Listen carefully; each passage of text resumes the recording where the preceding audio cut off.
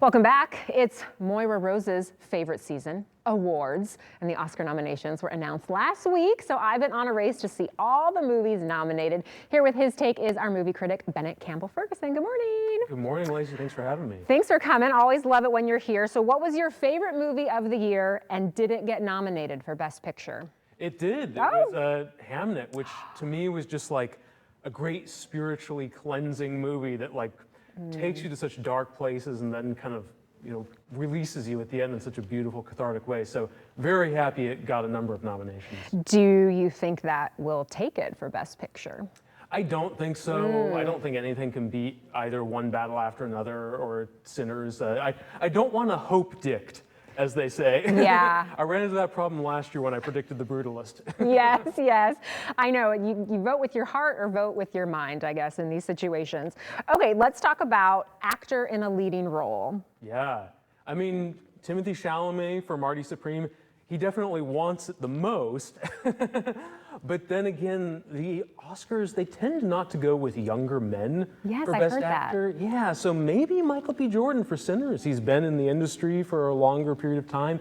He played twins. If that's not Oscar worthy, I don't know what is. That is why producer Ellen and I like him so much in this category, because he played two people and you forget that he's doing that. Yes. You are really seeing two different performances. I thought it was great. And it's a very subtle shift. He's not doing it to sort of show what a great actor is. It's just a slight change in his demeanor, and I think it's a brilliant. Yeah, you never got confused which brother it was in that scene, if that makes sense. Okay, actress in a leading role. Well, I think no one can beat Jessie Buckley. That's what I say Hamnet. too. Why even bother? Yeah. It's funny, all the other acting categories I think are very competitive this year. Not this one. The race is over as far as I'm concerned. Got it. Let's talk about some of the other actor in a supporting role intrigues me because, Benicio and Sean Penn are kind of pitted against each other for One Battle After Another. So any thoughts on how this category could go? Well, it's interesting because I feel like Best Supporting Actor often goes to someone who plays a great villain, like Heath Ledger in The Dark Knight or Christoph Waltz in Glorious Bastards. That would seem to favor Sean Penn for his very evil Colonel Stephen Lockjaw. Right. But I don't know. I feel like there's more momentum for Benicio del Toro. People seem more excited about that performance. I was very excited about that performance, and I love him. I thought it was a great part for him, and so maybe that is kind of the leading with my heart in that category. What do you think about actress in a supporting role? Do you think that will also go to One Battle After Another star Tiana Taylor?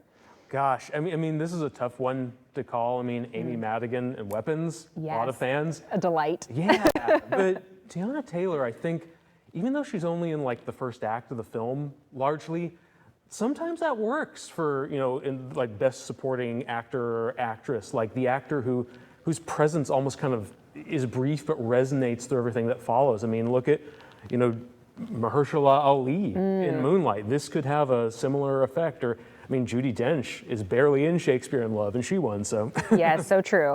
Okay, last year you said narratives win just as much as performances. So who do you think has the narrative here that could overtake the actual performance and maybe the award could go to? Oh gosh, I mean, I think their due narrative is really powerful. That might favor Benicio. Narratives can also work against actors, though. I mean, with Timothée Chalamet, the narrative is maybe he wants it too much, too soon. And if you remember, when Bradley Cooper was in the running for Maestro, that really killed his campaign. Yes. And Cillian Murphy, who was a much more subtler campaigner for Oppenheimer, that won because I think people were less turned off by that campaign. Yeah. What do you think about Best Director? Chloe Zhao is nominated for Hamnet. Of course, Paul Thomas Anderson, One Battle After Another. But I don't know, where do you see that category going? I'd love it if Chloe Zhao won because she has won Best Director before, but it was the COVID Oscars and it was in a train station, so it's not quite the same thing. Paul Thomas Anderson is seen as being overdue because I think a lot of people think he should have won for There Will Be Blood. But then again, Ryan Coogler for Sinners, very strong. That is the most nominated movie in Oscar history, and it's also a great technical achievement. And that, I think, can give you an edge in the director race. Okay, good to know. We'll be watching real quick. Any snubs, you think? Oh gosh, I mean, Fire and Ash was the first Avatar movie not to be nominated for Best Picture. So I know you love those movies. this one was a little wobbly, but you know. Okay, I've yet to see it. Well, we'll be watching. It's going to be fun, and so we'll take note and we'll see how you do. But thanks for coming on. Oh, and always check out Bennett's website to get all of his reviews, foolswhodreammovies.com, and check him out on Instagram. Thank you so much, Bennett. Thank you, Lacey.